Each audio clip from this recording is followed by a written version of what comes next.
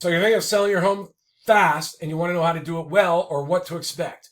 My name is John McConnin. I'm a real estate broker and attorney in San Diego. I have fixed and renovated properties, but less than 10.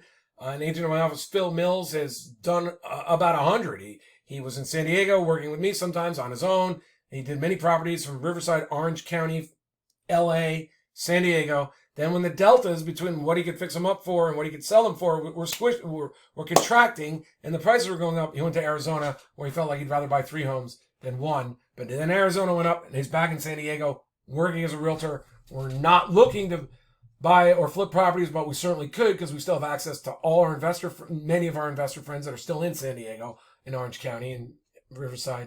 And we certainly have access to the money, but that's not what this video is about. Today, I'm going to talk to you about what I think might turn out to be the best model for a fast cash buyer. So first of all, I want to talk about the speed of sale. What are the advantages? Then we're going to go over the cons and then we're going to give tips. So unquestionably, the speed of the sale can be ideal for people who have to move quickly. You know, even investors are surprised. Sometimes people, just because they're done mentally, they want to leave, will sell homes that they could have gotten an extra 50 to 100,000 for if they had a little more patience. They just want to sell and be done, get it off their mind. They don't care. They're a little indifferent to price. Maybe they don't feel like they need that money anymore, and they're not looking to get top dollar. So if you're one of those people, this would be ideal. If you want to be done in 24, 48 hours, you actually can be. There's going to be limited fast cash buyers who can do that. Most of them probably take a week to 10 days, but you can do it. If you really want to do it, you can do it very, very quickly. Now, sometimes it might be for financial pressure, as I mentioned, relocation, urgent reasons, sometimes health. Phil just bought a property he's now living in because while he was fixing up another property, a homeowner came to him and told him why this house is better and I'm willing to give it you a good deal. So he sold one and bought the one next door. So sometimes that happens.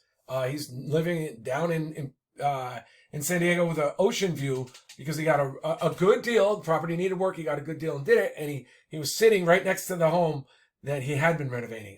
Tremendous opportunity. So things like that happen. Sometimes people just want to sell.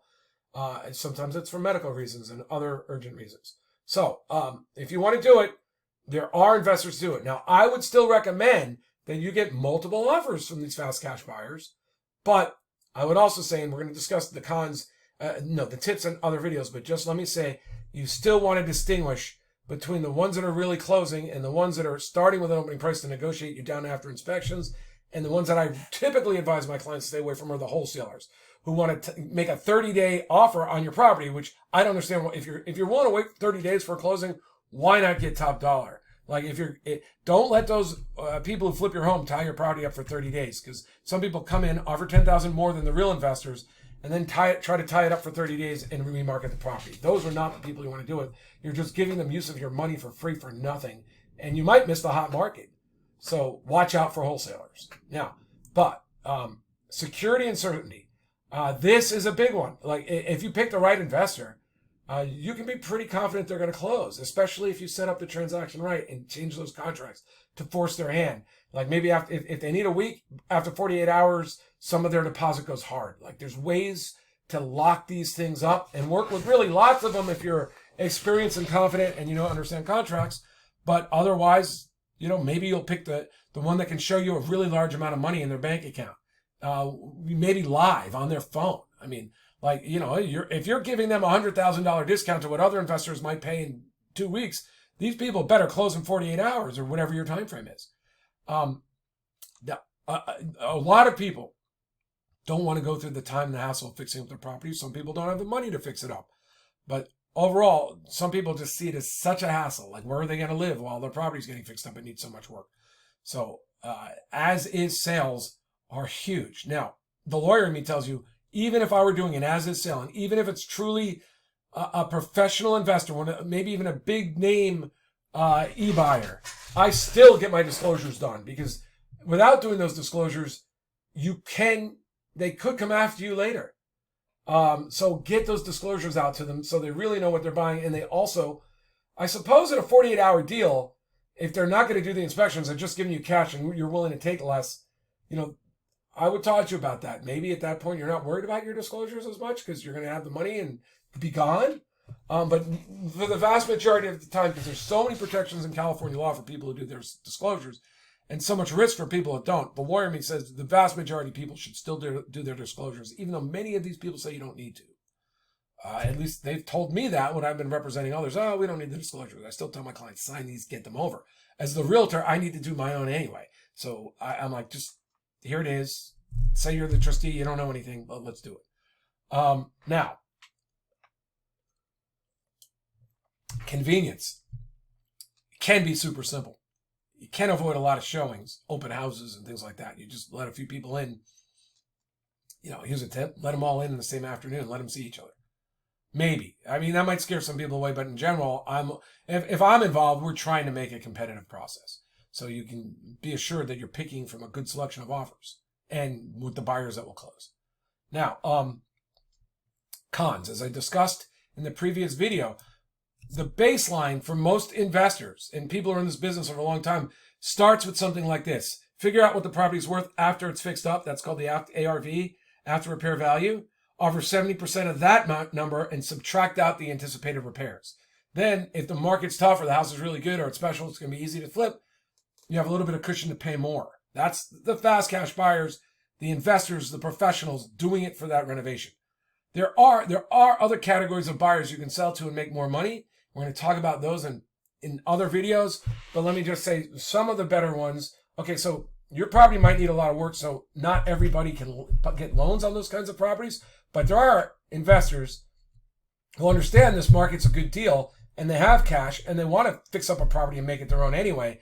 And those people who are buying for themselves, either as flips or rentals, typically can pay more than the investors because they're not looking for that cushion on the flip to the outside. They're not looking for the resale, so they can get closer to what the property is really worth, and they can do it within 10 days frequently. Maybe not 48 hours, but 10 days or 7 days. So those are better buyers. We'll talk about that in more detail. Limited market exposure. So selling directly to a cash buyer means you might miss out on multiple offers that could drive the sale price. Limited competition among buyers could result in lower offers. This is absolutely true. Here's a tip in our office that Phil likes to use when talking to sellers. He'll tell them we love to drive up the price of homes for sellers, and we encourage everybody who calls us up, fast cash buyer and everything. They're like, don't spend a lot of time on it, but just send the offers over, because we have sometimes had buyers that opt for them because we're not against them as a business. So he takes in these we also have people in our database that would do it for us sometimes. So we'll take in offers and then tell other buyers, especially if there's one or two, hey, we're looking at offers right now. You might want to send an offer over and then come take a look at the property or your client. So it's ways to bring in multiple offers in competition. You can also get more offers from other cash buyers. It's just one offer can lead to other offers so often. Why not take in multiple offers in the beginning? Say, I'm interested in this, I'm interested in that. Even if you're just doing it for yourself, you want to do it in 48 hours, then you can evaluate the strength of the buyer. Make them show you they have the cash, prove it to you. Maybe show you their bank accounts on the phone, show you other deals they've done, so that, let them talk to you. You can really fish them out by talking to them. Well, what are you going to do about fixing up this property? Do you care about your inspections? You can really suss out the right ones with the right questions. So should you do it? Well, evaluate your financial situation. Can you fix up the home? Can you wait 2 weeks to a month to be on the MLS? Right now, it's an unbelievable opportunity to work with an agent in the MLS because you don't have to pay buyer's agents anymore. You don't even have to put up a buyer agent compensation. You can just say no to all buyer agent compensation, or you can take them all in and see which ones you're netting higher. The MLS is now the best deal in the world, I think, that it's been in a long time, because buyer agents can't. They might be going away because they're not going to get paid as much, but they're not seeing the numbers, so they can steer their properties where there's 3% instead of 1 or 2%.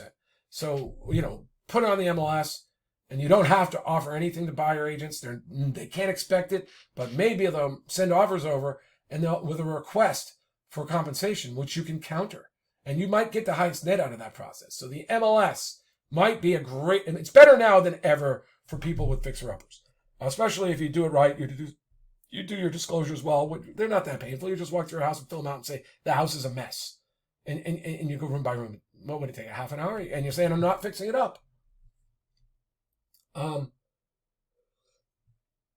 Research the buyers. You want to know what type of buyers you're looking at. Fast cash buyers, institutional fast cash buyers, investors, wholesalers, people looking for their own portfolio or their own family,